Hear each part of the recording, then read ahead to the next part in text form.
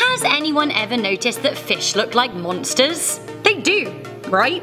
Well, imagine big old prehistoric fish with fangs that could rip you to shreds. Are you imagining it? Ladies and gentlemen, let me introduce you to the fish from your worst nightmares.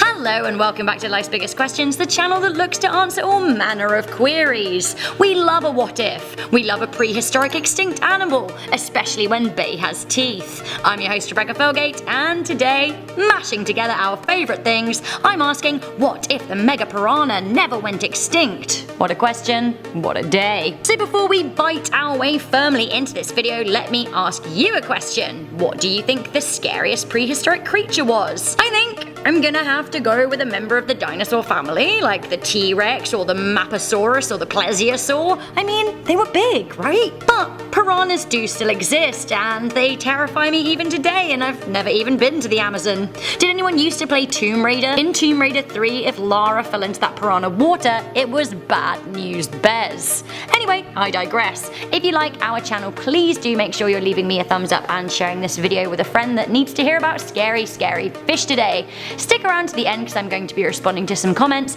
Also, if you want to check out some sources on piranhas, then please look at our description box where you'll also find links to our Instagrams and everyone who went into making this video. Okay, Nashers at the ready.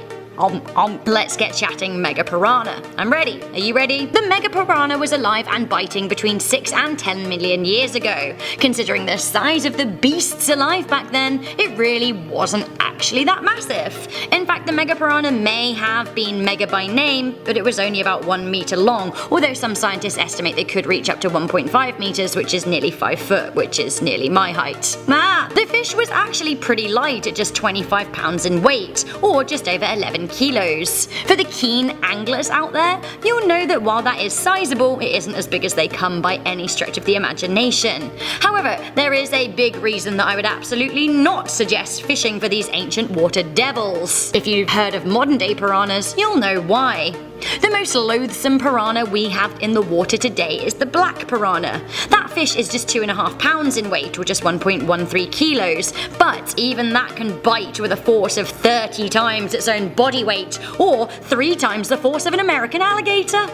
The Megapiranha was much bigger, much bigger. Already 10 times the size of what we have today, it is thought that its bite-to-body ratio was even stronger, with some scientists suggesting that it had a bite force of over 1,000 pounds, or 445 kilos. Stephanie Crofts, a University of Washington doctoral student in biology, said, if our calculations are correct, the Megapiranha was probably a bone-crushing predator, taking bites of anything and everything.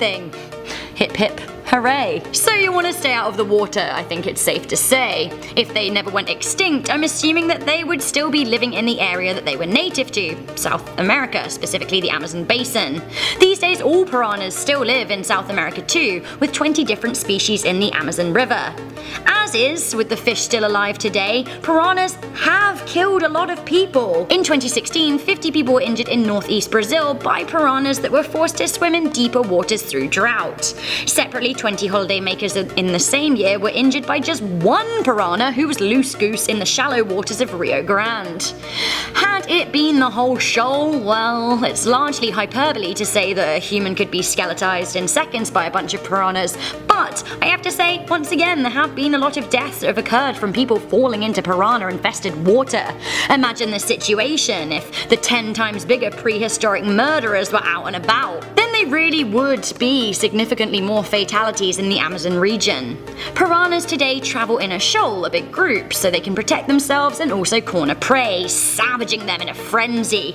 Can you imagine what would happen if there was a shoal of bitey megapiranhas who can devour you in seconds? Honestly, it is the stuff of nightmares. That all being said, humans aren't what piranhas eat, although of course they'll take what they can get, but these days the smaller fish eat weeds and crustaceans and worms and the like. But if they were 10 times bigger, perhaps they'd be getting into Amazon pink river dolphins, anacondas and capybaras and the like.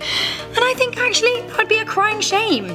Once again, yes, humans, they would eat them if they had the misfortune of falling in the water, and I have to think, actually, perhaps the crime world would now include dumping bodies in the Amazon River and waiting for the mega P's to off the evidence. Aha!